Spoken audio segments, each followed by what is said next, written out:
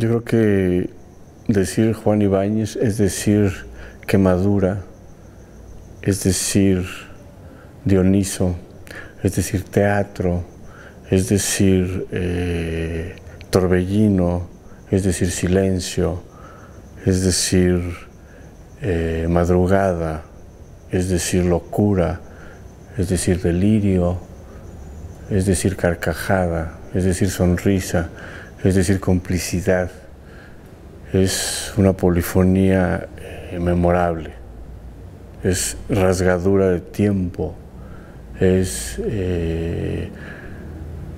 historia de sangre, historia de pensamiento, cerebro crudo, diría el poeta de Baudelaire. Es corazón que tiene alas, que tiene fuego, que tiene lluvia, que tiene tormento, que tiene serenidad, que tiene duda. El contacto directo ante la mirada de Juan Ibáñez es un laberinto de misterio, un laberinto de plenitud, de goce, de dolor, de herida, pero son heridas de luz, heridas luminosas, heridas que tatúan la memoria para el crecimiento del ser humano. Decir Juan Ibáñez es decir, obviamente, divinas palabras, es decir, Valle Inclán, que es el Shakespeare de España, es el poeta del mundo, sobre todo hispanoamericano. Valle Inclán es el genio de la palabra poética, es hijo Valle Inclán también de Dioniso. Entonces decir Juan Ibáñez es un diálogo entre Valle Inclán, Dioniso y sobre todo también Luis Buñuel, que Luis Buñuel fue de los grandes creadores cinematográficos que estuvo, Juan Ibáñez, pues, admirador de Buñuel. En una entrevista Juan me comentaba que cuando murió Luis Buñuel se sentía como una brújula, que había perdido su brújula, ¿no? Entonces Juan Ibáñez es el hijo del surrealismo, dadaísmo, buñueliano, poesía en voz alta, Fellini y todo eso junto, matizado en una voz llameante llamada Juan Ibáñez. En cine, pues pensemos en Los Caifanes en el 67,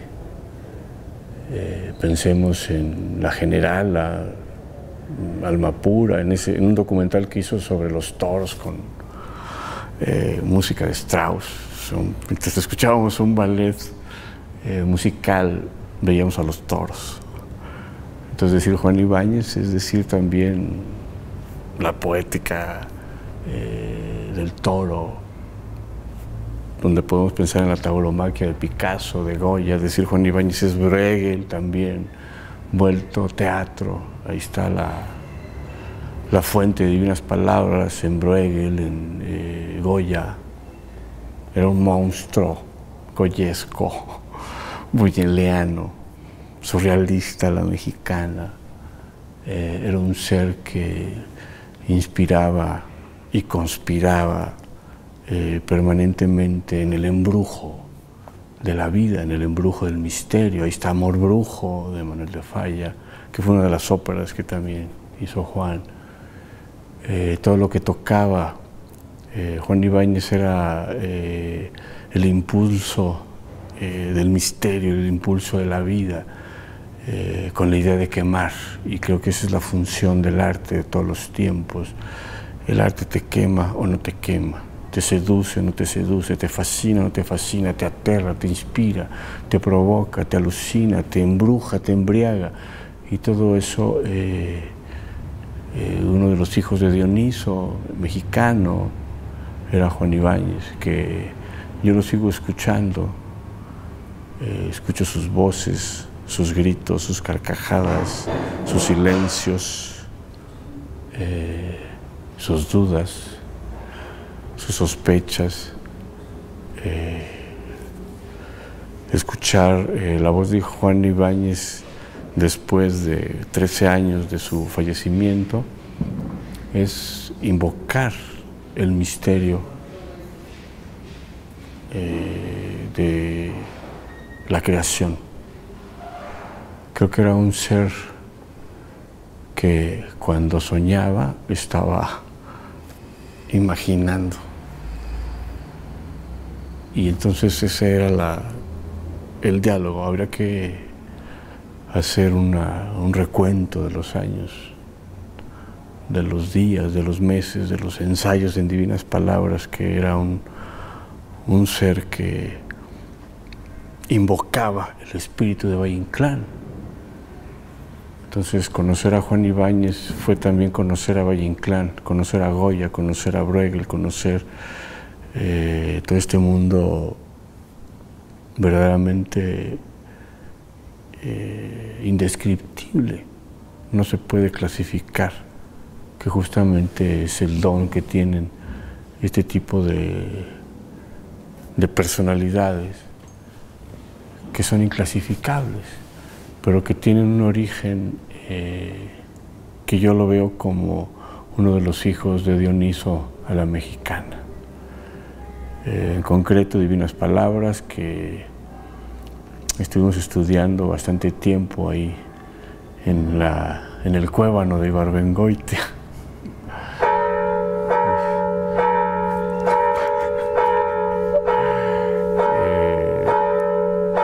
Pues fue un placer y un recuerdo de hace veintitantos años. Se estrenó esta obra en el 88 en el Teatro Principal, un teatro que amo profundamente, de la Universidad de Guanajuato.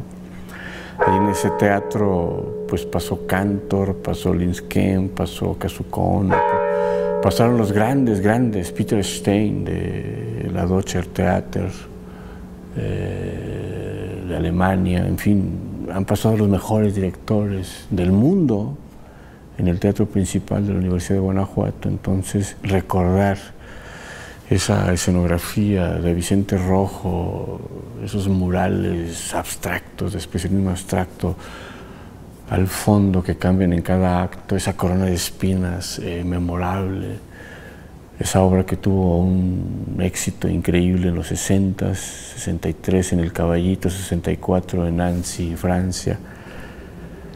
Y entonces ya la tercera versión, porque en el 77 Juan hizo Divinas Palabras en cine con Silvia Pinal. Y bueno, en el 88 fue un acontecimiento que regresar a hacer una nueva versión con actores guanajuatenses, con producción guanajuatense. Esa era de no creerse, de no creerse. Entonces ahorita recordarlo es verdaderamente extraordinariamente emocionante. En los últimos minutos antes de estrenar en el Teatro Principal, en el Cervantino, era realmente fascinante. Y sobre todo también el proceso de trabajo que se seguía, y era conocer a un Juan que buscaba revivir la palabra de Valle Inclán, desafío titánico, desafío monumental. Para los mismos españoles, hacer Valle Inclán es hacer teatro de lo imposible. De hecho, así lo llamaba Valle Inclán: mi teatro es de lo imposible. Yo creo que el arte es el ritual de lo imposible. ¿Y qué es lo imposible? Pues hacer visible lo invisible.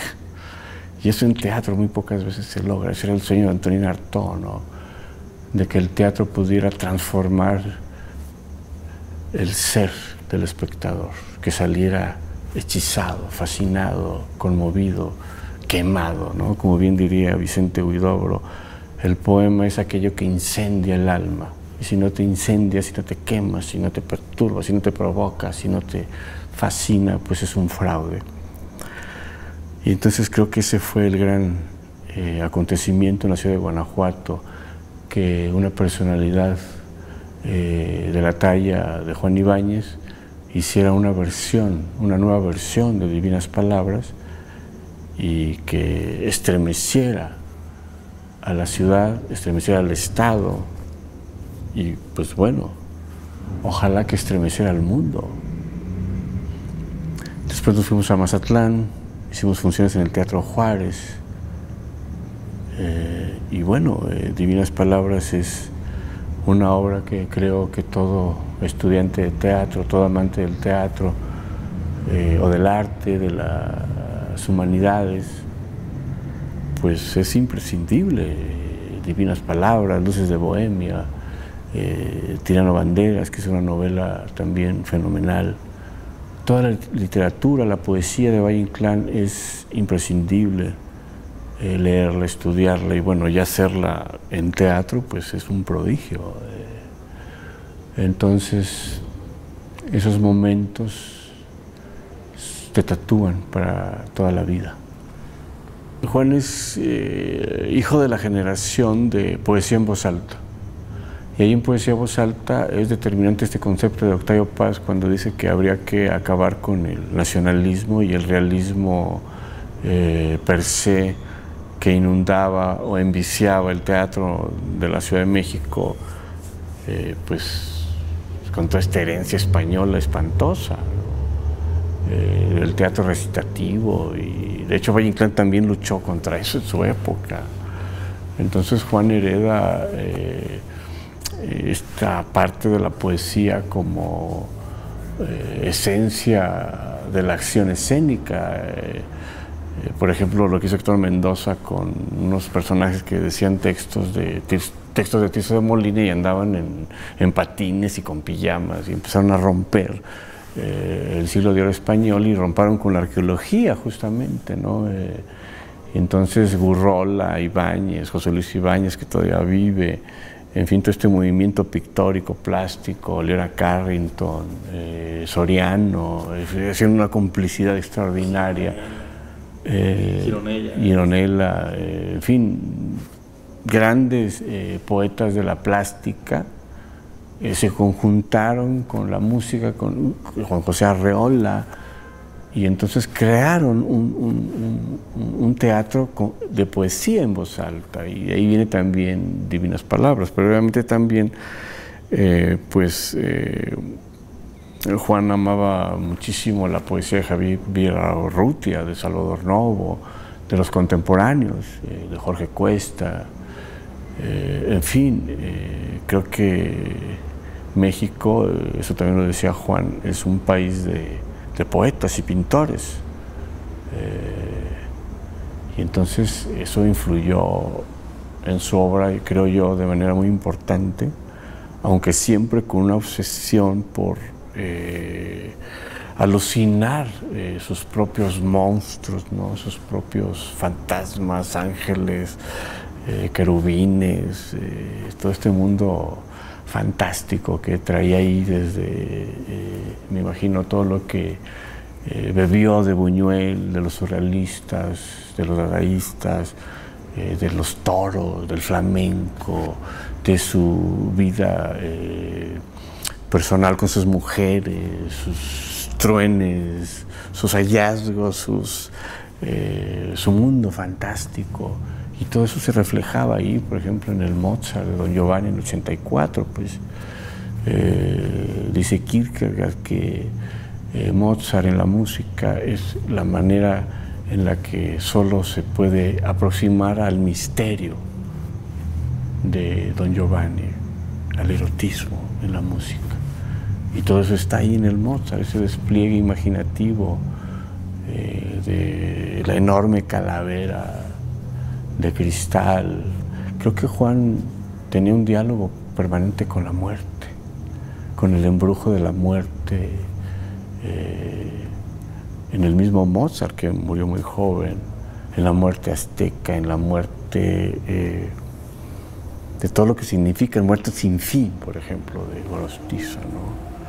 En los nocturnos de la muerte de Javier Villaurrutia, la muerte toma siempre la forma de la alcoba que nos contiene, ¿no?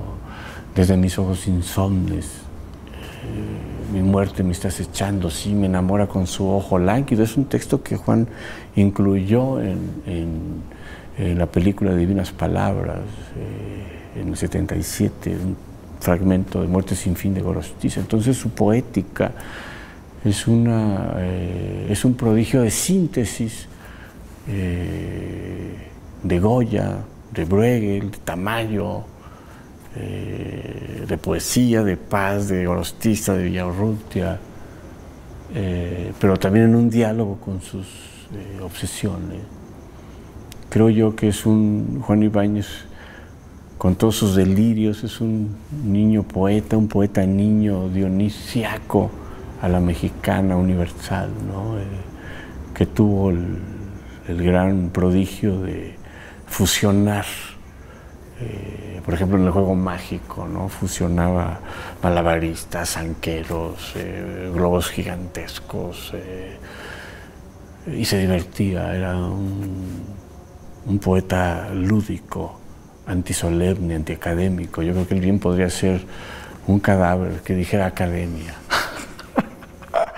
y pues quizá no habrá que pensar cómo representar esos hermosos crímenes, esos crímenes exquisitos de lo solemne, de lo académico, de lo ortodoxo, incluso de lo apolíneo, con todo lo que representa Apolo, que es el dios del orden, de la armonía, de la belleza.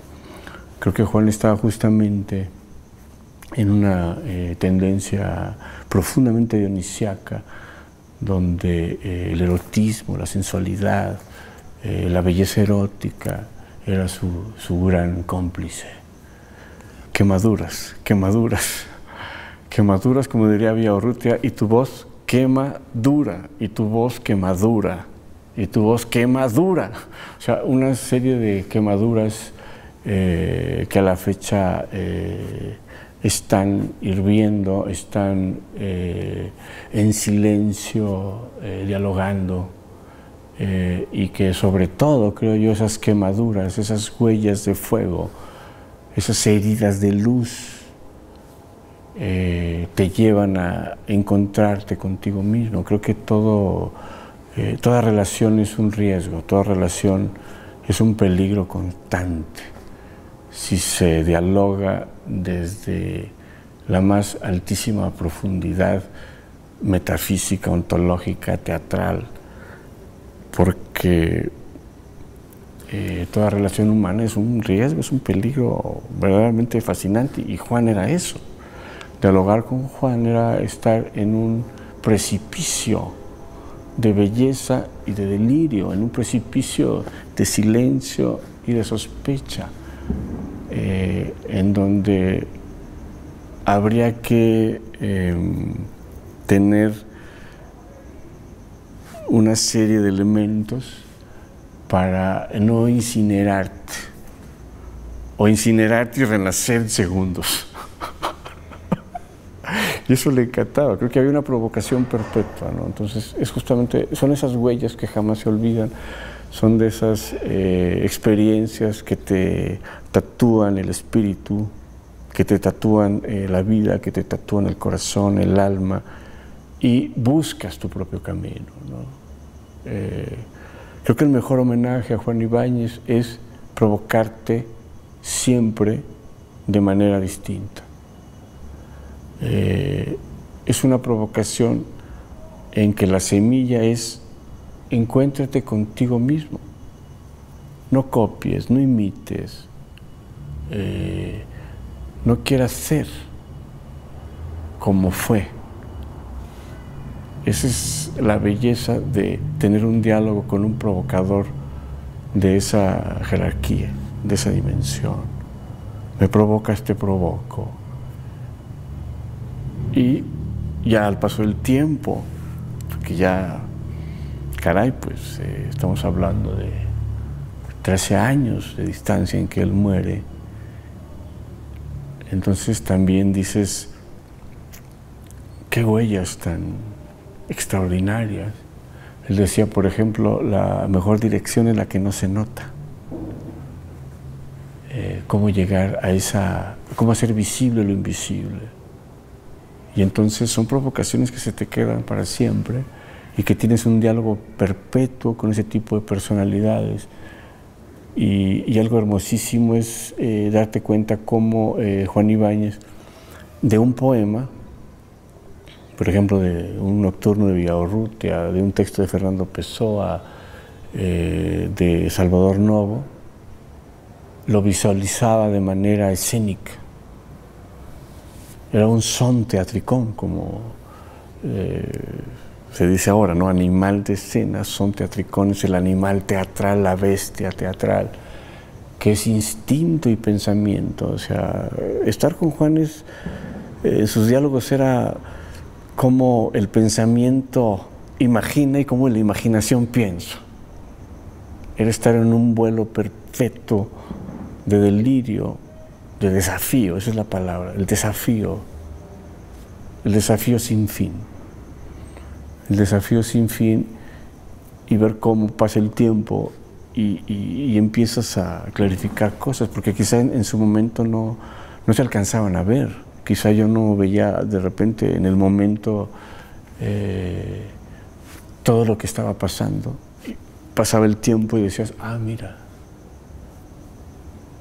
aquí este texto, esta línea, la muerte toma siempre la forma de la alcoba que nos contiene, de Villaurrutia, pues es poesía.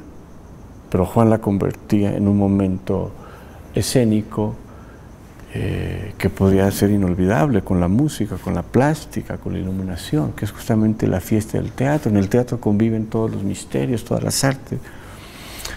Y ahí yo creo que era la gran aportación, la gran huella de que tenías a un ser, un animal, una bestia escénica que te exigía lo imposible. Y ese es el tatuaje, ¿no? Seamos realistas, exijamos lo imposible, ¿no? Decían los estudiantes franceses en el 68, habrá que decir, seamos más que realistas, exijamos más que lo imposible, pero a partir justamente de este grado de delirio, que eso es, yo creo que la gran huella, es el gran tatuaje que te deja Ibáñez en el corazón, en el alma, en el pensamiento. Y que ahí está, es un personaje esencial en la historia de la cultura mexicana universal. Es un ser que hay que estar repensando, reestudiando, y lo más fascinante, el diálogo con el misterio. ¡Wow! ¡Qué pregunta! ¿Qué le diría a Juan Ibáñez si pudiera platicar ahora? Le diría que me encantaría hacer Divinas Palabras en una versión desafiante, porque es una obra monumental y después de su montaje, pues bueno, dices, ya no hay nada que hacer, ya se dijo todo, ¿no? Pero me encantaría decirle, me encantaría hacer una versión de Divinas Palabras